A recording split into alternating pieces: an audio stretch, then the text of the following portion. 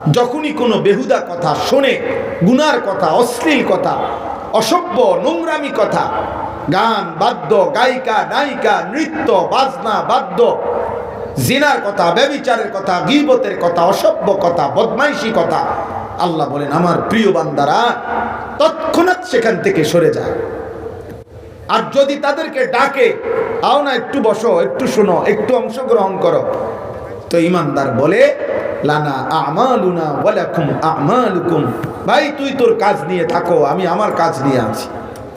সালামুন আলাইকুম, তোমাদের জন্য আল্লাহর কাছে কল্যাণ কামনা করছি, আল্লাহ যেন তোমাদেরকে হেদায়েত দেয়।